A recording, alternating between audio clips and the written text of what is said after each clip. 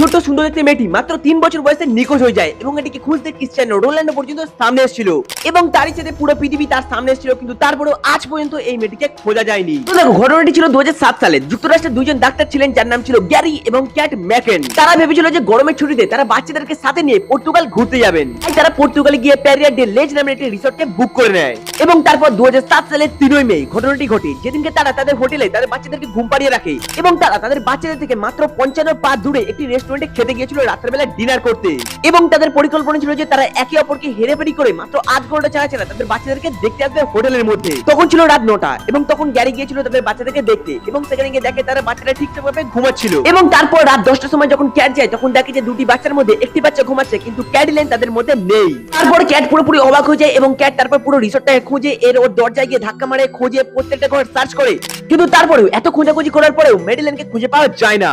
তারপর সেখানে পুলিশ আসে এবং সেই খবরটা পুরো দুনিয়া ছড়িয়ে পড়ে এবং তারপর সেখানে চলে আসে ক্রিশ্চিয়ানো রোনাল্ডো এবং তারপর আরো অনেক সবাই এবং তারপর জেকে রোলিং এবং রিচার্ড ব্রানসন পুরস্কার ঘোষণা করেন যেখানে মেডিলেনকে খুঁজে দিতে পারলে তারা বড় অঙ্কের টাকা তাদেরকে দিয়ে দেবে এবং সেই কারণে লাখ লাখ মানুষ সেই মেয়েটিকে খুঁজতে চেয়েছিল। কিন্তু তারপরে 1 বছর পুরোপুরি পর্তুগালে তদন্ত চলে, কিন্তু তারপর 1 বছর পরে সেই তদন্তকে পুরোপুরি বন্ধ করে দেওয়া হয়, কিন্তু তারপরে কেসটাকে আবার রিনিউ করা হয় এবং তারপর 2011 সালে ইউকে স্কটল্যান্ড ইয়ার্ড তদন্তের দায়িত্ব নেয়। 13 বছর কেটে যায়, কোটি কোটি টাকা খরচা হয়, হাজার হাজার সূত্র আসে আর হারিয়ে যায়, কিন্তু শেষে মেডিলেনের কোনো খোঁজ পাওয়া যায় না। তারপর 2020 সালে যখন সবাই হাল ছেড়ে দিয়েছিল তখনই জার্মান পুলিশের কাছে একটা অনেক বড় ক্লু চলে আসে। তখন সেখানে একজন লোকের নাম সামনে আসে যার নাম ছিল ক্রিশ্চিয়ান ব্রেস্টলার।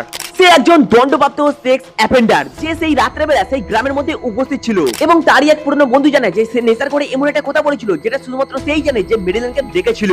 আর সেই কথাটাই বাকি বা ব্লগনার এখন কোথায় বা মেডিলেন কি এখনো বেঁচে রয়েছে, এরপর কি ঘটেছিল মেডিলেনের সঙ্গে তোমাদের এটা জানাতে চলেছি আমি ভিডিওর পার্ট 2 এর মধ্যে, যার জন্য তোমাদের এক্ষুনি সাবস্ক্রাইব অবশ্যই করতে হবে।